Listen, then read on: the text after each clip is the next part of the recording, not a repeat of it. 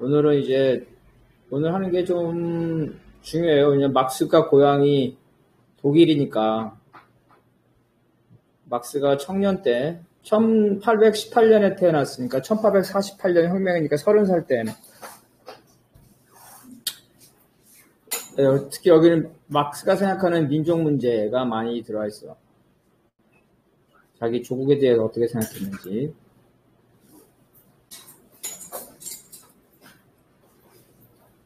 이거는 우리 함기환 동지가 뭐 찾아요? 볼펜? 여기 있잖아. 거기 있어요. 이거 한번 읽어봐봐요. 함기환 동지가. 독일 첫째, 1848년 독일 혁명의 성격은 자본주의가 어느 정도 발전한 가운데 발생한 반봉건 부르주아 민주주의 혁명이며, 혁명의 목적은 시민계급이 중심이 돼 민중들과 함께 분열적인 봉건제도를 극복하고 민주적인 중앙집권적인 근대 민족 통일국가를 세우려는 것이었다. 종래 300개 이상의 연방으로 분열되어 있었던 독일은 나폴레옹 몰락 후 1815년 빈회의를 거쳐 39개 주권국가로 구성된 통일연방국으로 전환되었다. 네. 그래서 나라마다 조건이 다 달랐죠. 1848년에는 프랑스는 이미 1789년에 부르주아 혁명이죠. 부르주아 민주주의 혁명을 겪었고, 바로 지금 같은 이 1848년에는 사회혁명이라 그랬죠. 사회혁명은 노동자가 부르주아, 그죠? 부르주아와 함께 연합정부를 건설했어요. 노동자가 혁명의 주체로 나선 거예요. 1848년 프랑스. 영국은 프랑스보다 더 많이 발전했죠. 영국은 1648년에 의회혁명, 부르주아 혁명이 됐죠. 의회혁명. 그리고 이 1848년에는 노동계급이 대중적으로 형성됐다. 영국에는 1848년에 영국의 1848년에 영국의 조건이 1648년에 이미 의회혁명, 부르주아 혁명을 겪었어. 근데 여기는 노동자가 참여한 게 아니라 부르주아들이 1848년에는 이미 산업혁명 시기라서, 그죠? 노동계급이 대중적으로 제일 발달됐잖아요. 이거 줘. 아니, 그거 만드는 거 아니, 이걸로 뭐 하고 싶은 거 이걸로 하라 그래. 뭐 하려고? 아니, 저쪽으로 좀 돌려보세요. 회전시킬까? 저쪽으로 돌릴까? 어디요? 저기, 에어컨 어떻게 원하는 걸로. 에어컨 바로 옆에 있어가지고. 그러면은 딴 데로. 보안이 오려고. 저쪽으로 가고. 그러니까 자체가 설정을 그래. 저쪽으로, 발은 안 할 거니까 저 끝에 가. 그래서 이와 같이, 여기서 하고 싶은 얘기는 뭐냐면, 1848년에 같은 시기인데 영국, 프랑스, 독일의 혁명 조건이 다르다는 거예요. 그래서 가장 발달된 영국에서는 노동계급이 형성되면서 이 사회주의, 그죠? 사회주의가 발생하기 시작했어요. 아니, 이걸 해야지, 손으로 하는 게 아니라. 그 다음에는 프랑스의 사회혁명, 독일이 가장 늦었죠? 그래서 독일은 이런 반봉건 부르주아 민주주의 혁명이라는 거예요. 그래서 지난번에 말했죠. 공산당 선언에서 여러 사조를 노선에 대한 비판이 있는데 그 중에 하나가 진정한 사회주의에 대한 비판이었어요. 아니, 진정한 사회주의를 왜 비판해? 그죠? 그러니까 진정한 사회주의라는 건 뭐냐면 프랑스식 혁명을 독일에서 하자는 주장이에요.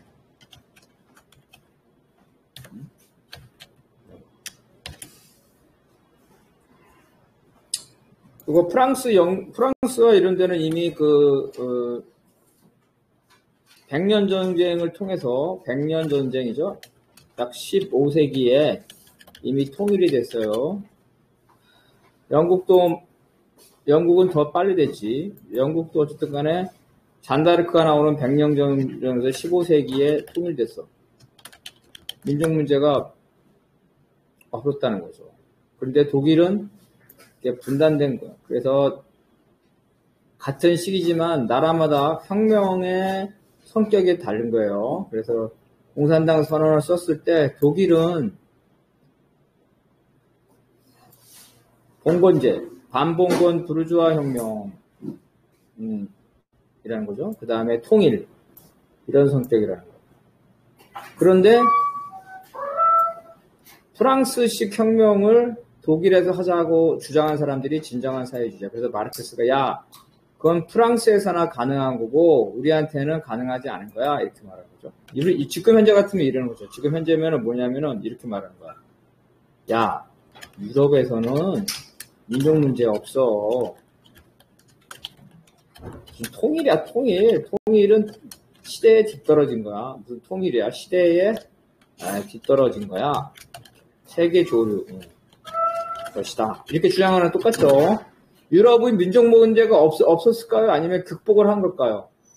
과거에 있었는데, 과거에 유럽의 민족 문제 있었는데, 현재는 극복을 한 거예요. 현재는 극복. 유럽의 민족 문제는 통상 1648년 베스트팔렌 조약으로 오늘날 유럽이 탄생했다고 봐요. 베스트팔렌 조약.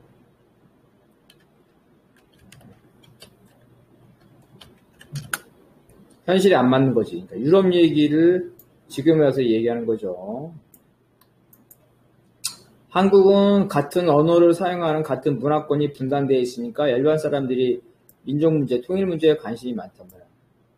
그 당시에 독일도 마찬가지로 이렇게 분단되어 있어서 하나는 통일 문제, 또 하나는 독일은 아직 봉건제이기 때문에 이 반봉건 부르주아 혁명. 이게 그래서 혁명의 성격이 같은 시기마다 나라마다 다른 거예요. 근데 이런 나라마다 다른 거를 무시하고 독일보다 훨씬 발달된 사회인 프랑스식 혁명을 독일에서 하자고 하는 주장이 바로 진정한 사회주의. 이 사람들이 말해요. 야, 프랑스에서 유학한 사람이 독일에 와서 그러는 거지. 야, 인마. 내가 프랑스 갔다 왔는데 프랑스에서는 통일 같은 거 다 옛날 얘기야. 무슨 통일이야. 프랑스에서는 이제 노동계약 계급이 생겨가지고 사회주의로 나가고 있어. 우리도 사회주의로 나가야지. 이렇게 말했다는 거야. 거기에 대해서 마르크스가 그 사람들이 진정한 사회주의라고 자기를 높게 평가하니까 마르크스가 야, 니는 대가리가 프랑스에 있고 네 몸뚱아리는 독일에 있는 네가 독일에 있으면 독일에 맞는 혁명을 주장해야지 왜 프랑스에 맞는 혁명을 주장하냐 이렇게 비판한 거예요. 이게 진정한 사회주의에서 공산당 선에 나오는 비판이에요. 이게 제일 중요해요. 자, 혁명의 조건과 과제, 성격은 각 나라마다 다르다. 이게 제일 중요한 거예요. 이거. 혁명의 조건과 과제, 성격은 나라마다 다르다. 이게 1848년 공산당 선언, 막스 혁명에서 제일 중요한 일이에요. 자, 이거는 우리 박건영 동지 읽어봅시다. 1844년 프로리센의 주하에 독일 관세 동맹이 성립되어 독일 경제의 통합이 이루어졌고 독일의 산업혁명이 강력하게 추진되었다. 농민의 왕과 관세 동맹의 성립을 계기로 자본주의화는 진전되고 그 결과 1840년대에는 나인주를 중심으로 하는 산업 부르주아와 정권을 독점하는 동부 융커 귀족층 간의 대립과 노동자 및 몰락해가는 수공업자와 부르주아 간의 대립이 각각 생겨났다. 독일 연방 국가들은 절대 사회주의적 지배체계를 강화하였다. 하지만 산업혁명은 진전은 도시와 농촌은 대중적 인구를 초래하여 사회주의가 고개를 들기 시작하였다. 네, 그래서 공산당 선언에서 막스가 독일에 대해서 평가해요. 독일에 대한 평가. 독일 혁명이죠. 독일 혁명의 성격에 대해서 여기 얘기를 하는 거예요. 독일 혁명의 첫 번째는 프랑스와 영국과 달리 이 봉건제도, 그죠? 봉건제 전제 군주죠. 전제 군주제가 강하게 남아있다. 그죠? 1848년 프랑스에는 왕정이 무너졌잖아요. 영국은 입헌 군주제고. 그래서 이 군주제가 강하게 남아있다. 두 번째는 영국과 프랑스가 달리 독일의 통일 문제가 남아있다. 그죠? 게르만족이 이렇게 300개 또 38개로 있으니까 통일 문제 남아있죠. 그 다음에 세 번째는 그럼에도 불구하고 이제 서서히 자본주의 계급이 형성되고 있어. 자본주의 계급. 자본주의 계급은 당연히 노자죠. 노동자와 자본가가 형성되고 있다. 그래서 봉건제의 전주가 강하게 남아있다는 뜻은 뭐냐면 이 말은 농촌에는 아직도 그죠? 농촌에는 아직도 농노 그죠? 농노나 소작인들이 많이 남아있다는 거예요. 독일 통일 문제는 뭐냐면은 통일의 주도권을 놓고 남북이 지금은 어때요? 남한, 한국은 한국 정식으로 통일하려죠? 조선은 조선 정식으로 통일하려죠? 독일도 맞아요. 통일의 주도권을 놓고 주로 38개 중에서 힘이 센 데가 프로이센과 오스트리아가 서로 다투고 있었다. 그거 자본주의 계급이 생겼으니까 노자 간의 갈등이 생기겠죠? 노자 간의 계급 갈등. 이게 독일혁명의 성격이야. 그래서 프랑스, 영국하고 비교해보면 봉건제가 강하게 남아있어. 1차적으로 반봉건 혁명을 해야 되고 통일을 해야 되고 그럼에도 불구하고 이제 비로소 노동계급이 형성되면서 이렇게 남아있다. 그래서 과제가 강한 반봉건 부르주아 민주주의 혁명이고 여기에 플러스 가미를 해가지고 약한 자본주의죠. 약한 사회주의 혁명의 과제가 이게 독일 혁명의 특징이라는 거예요. 그래서 오늘날 우리하고 똑같죠.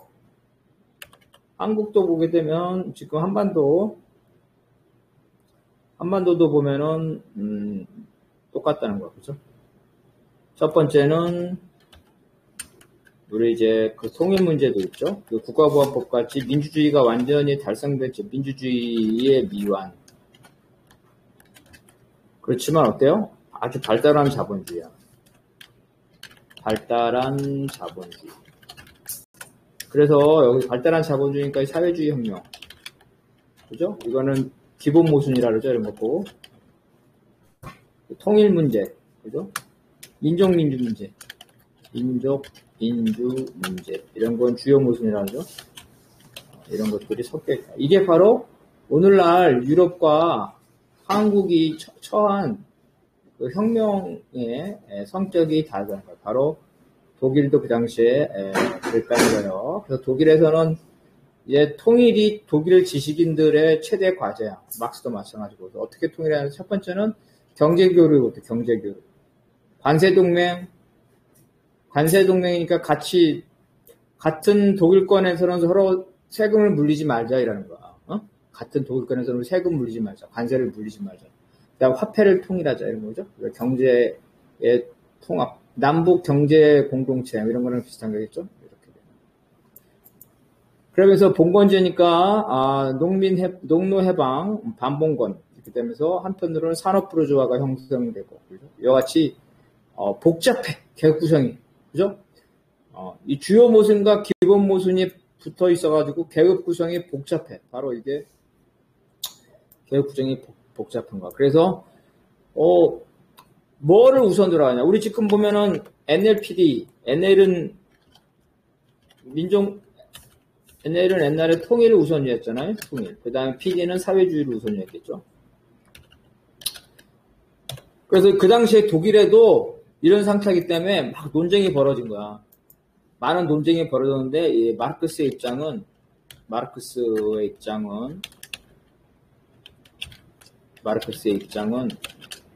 기본적으로 어때요? 강한 반봉건 민주주의 혁명, 즉 봉건제 타도가 제일 중요하고 그 다음에 통일 문제고 그 다음에 사회주의 혁명은 세 번째라. 왜 사회주의 혁명 세 번째냐면 이제 산업혁명이 초기야. 그래서 아직 노동계급이 영국이나 불란서보다 노동계급이 성숙하지 못했어. 성숙하지 못하는 건 뭐예요? 숫자도 적죠? 숫자도 적다.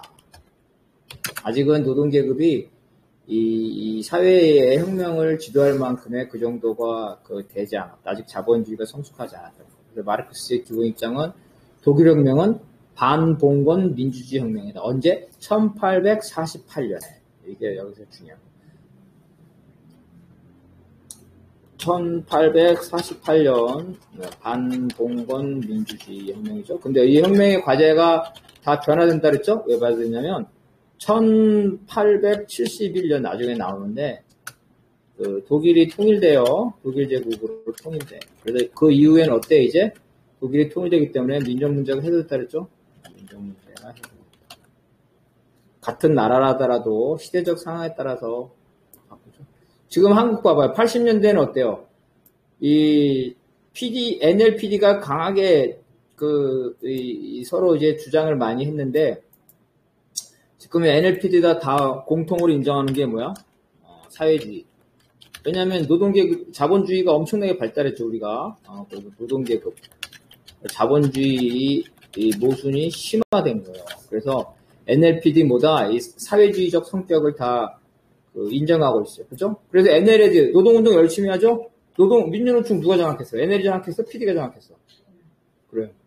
NL은 노동운동보다는 민족운동만 했단 말이야. 근데 지금 오늘날 남한이 엄청나게 발달된 자본주의니까 NL도 다 동의하는 거야. 이제 노동계급이 형성이 돼서 노동계급이 사회의 지도계급이기 때문에 노동계급 중심으로 혁명을 해야 된다. 그래서 NL도 노동운동을 해야 된다 해가지고 노동운동에 들어간 거예요. 그래서 지금 NLPD 전부 다 사회주의 노동계급, 자본주의 모순 심화에 대해서 인정합니다. 이와 같이 혁명의 성격은 그 사회의 변화에 따라서 사회가 발전함에 따라서 혁명의 성격이나 조건도 달라진다. 그래서 중요한 거는 나라마다 그죠? 공간이죠? 공간에 따라 그리고 언제? 시대에 따라 시간에 따라 그죠? 혁명의 성격이 달라집니다. 그러니까 옛날 얘기하면 안 되겠죠? 옛날 거 가져가지고 레닌의 혁명론 가져가지고 그대로 적용하려 이러면 안 돼. 레닌의 혁명론을 잘 이해해야 돼. 오늘날 어떤 의미가 있는지 이렇게 해야 되는 거예요. 오늘날에 맞는 혁명론을 가져야 되는 거예요. 이게 혁명을 학습하는 사람과 혁명을 실천하는 사람의 차이야. 맨날 레닌 얘기만 하는 사람이면서 자기가 혁명가라 가지고 혁명가가 아니야. 그죠? 레닌 얘기하는데 러시아 혁명은 걔 무슨 혁명가야. 러시아 혁명을 공부하는 사람이지. 혁명가는 레닌의 혁명론을 일단은 공부를 해서 숙달을 하죠. 이걸 숙달한 다음에 거기에 맞는 오늘날의 우리 처지에 맞는 이론이죠. 혁명의 성격과 과제를 제출해. 이게 진짜 혁명이에요. 그래서 막 자기가 혁명가라고 자랑하면서 옛날 얘기만 하는 사람들, 이런 사람 혁명가가 아니에요. 공부하는 사람들. 그래서 항상 중요하다. 오늘날 시기와 현재 조건에 맞는 게 뭔지. 자, 구체적으로 한번 보겠어요. 이건 다시 우리 한결함 동제로 봅시다. 자본주의 초기 자본가들이 가혹한 척취를 하였기 때문에 노동자들이 자연 발생적인 폭동을 일으켰다. 프랑스에선 1831년 11월과 1834년 4월에 농업도시 리옹에서 변직물 노동자들이 자신을 척취하는 자본가들을 공격하고 공장을 불태우는 폭동이 일어났다. 노동자들은 정부의 억압 정책에도 저항하였기 때문에 폭동은 정치적, 경제적 저항이었다. 독일에선 1844년 6월 술래지역 곳곳에서 직조공과 그 가족 5천여 명이 임금 인상을 요구하며 뻑까? 공장의 기계를 파괴하고 직조공이 채무장부를 불태우고 심지어 공장들을 공격하는 등 폭동을 일으켰다. 네, 여기서 중요한 거는 이제 노동운동은 먼저 발생했죠. 노동운동. 노동운동은 자본주의와 함께 시작했어요. 자본주의와 함께. 근데 혁명이에요, 혁명. 노동운동은 혁명하고 다르죠. 혁명. 노동자의 혁명. 이 혁명의 차이점이 뭐야? 자본가뿐만 아니라 국가 권력에도 대항하는 거죠. 국가 권력에 저항을 하고 물리력을 동원하는 거죠. 그래서 영국은 노동조합이 생기면서 노동조합, 여기는 의회주의잖아요. 의회주의. 민주주의가 발달했잖아요. 민주주의가 발달했기 때문에 합법운동으로 가. 합법주의. 그래서 사회주의도 어때? 합법사회주의죠? 합법사회주의. 삼인주의적 경향으로. 프랑스하고 독일은 민주주의가 아직 발전을 못했죠. 그래서 바로 노동자 혁명이 나타나는 거예요. 자본가와 국가 권력의 물리력을 통해 저항하는 것. 첫 번째는 프랑스가 더 빨리 일어났어요. 1831년에 리옹에서 노동자들이 자본가를 공격을 했어요. 이거 이제 뭐냐면은 자본가들이 이 노동자에게 임금을 주지 않고 오히려 돈을 빌려줘가지고 채무를 많이 했는데 거기에 대해서 폭동한 거예요. 그래서 이게 왜 다르냐면 단순한 자본가만 공격하는 것이 아니라 이 국가 공권력에 대해서 공격을 한 거예요. 저항, 정치적, 경제적이었다는 거죠. 독일은 좀 늦어가지고 1844년에 술레지언에서 역시 직조공 5,000명이래요. 1844년에 5,000명이 공장의 기계를 파괴하고 공장주를 파는 폭동을 일으켰다. 당연히 이거는 당연히 진압이 당하는데, 자, 그럼 빨리 한번 우리 박근영 동지 읽어봅시다. 이 폭동은 군대에 의해 진압당합니다. 이 폭동은 독일 프롤레타리아트 노동운동 시작을 알린 사건이었으며 파리에 있는 마르크스가 1844년 8월 7일과 10일자 호흐베르츠에서 이 폭동에 있어 노동자 분기의 대상은 프로이센 국왕이 아니라 부르주아라고 지적합니다. 이 말은 노동자 폭동이 단순히 정치체제를 바꾸는 것이 아니라 자본주의와 부르주아 지배계급을 대폭하려는 것이었다는 뜻이었다. 그 당시 독일의 토지 영주들은 정치적 특권과 연방 군주들에 대한 통제권을 상실했음에도 불구하고 여전히 자신들 영지의 농민층에 대한 중세적 지배권을 보유하고 있었다. 반면 독일 부르주아는 프랑스와 영국의 부르주아만큼 집중되어 있지 않았다. 1988. 따라서 독일에서는 중간계급의 독자적인 혁명이나 유턴환경 형태를 지닌 부르주아 단독의 지배 체제가 거의 불가능합니다. 혁명은 다 계급 관계죠. 계급의 역량 편성 관계예요. 그래서 독일의 지배 계급을 보니까 아직 봉건제가 상당히 남아 있다는 거예요. 그래서 토지 영주들이 있죠. 그 다음에 이제 성장하는 자본가들이 있다는 거예요. 그 다음에 피지배 계급은 당연히 농노와 노동자겠죠. 이렇게 되어 있습니다. 그 독일 혁명의 성격은 뭐냐면 원래 부르주아 민주주의, 독일 내에서 부르주아 반봉건 민주주의는 부르주아 반봉건 민주주의의 주체는 누굴까? 당연히 노동자는 들어가 있고 농민도 들어가 있었고 봉건제를 타도하는 거니까 뭐야? 자본가가 들어가 있겠죠. 자본가. 그래서 부르주아 혁명이라는 거잖아. 그죠? 이게 그래서 모든 부르주아 민주주의 반봉건 혁명을 이렇게 기본적인 피지계획의 농노 노동자에다가 그 성장하는 자본가, 이 부르주아가 들어있는 거예요. 그래서 이렇게 시작을 했는데 독일에서는 결론이 어떻게 났다? 결론은 이 부르주아가 배신해서 누구랑 붙어 먹었다? 토지 영주랑 붙어 먹었다는 거. 권력을 나눠 가졌다. 노동자들이 처음에는 농민하고 부르주아들하고 프랑스 대혁명처럼 싸웠는데 이 부르주아가 배신을 하고 이게 독일 혁명의 특징이에요.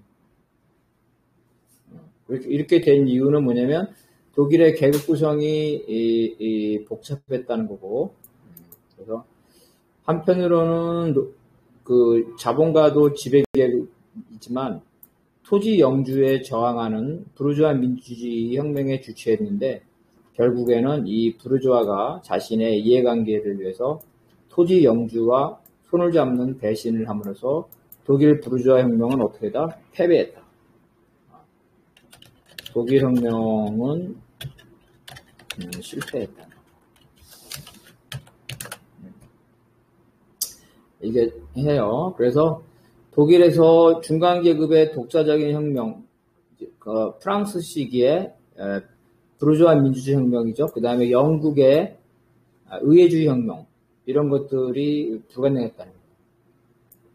이게 바로 독일 혁명의 특징입니다. 복잡하죠.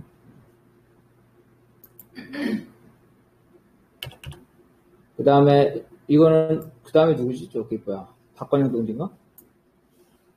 노동자들의 입장에서 볼 때 공건 절대주의에 반대하는 여러 계급들의 연대에 의한 혁명이나 노동자들 자신에 의한 사회 공화주의 혁명 중 하나를 선택할 수밖에 없었다.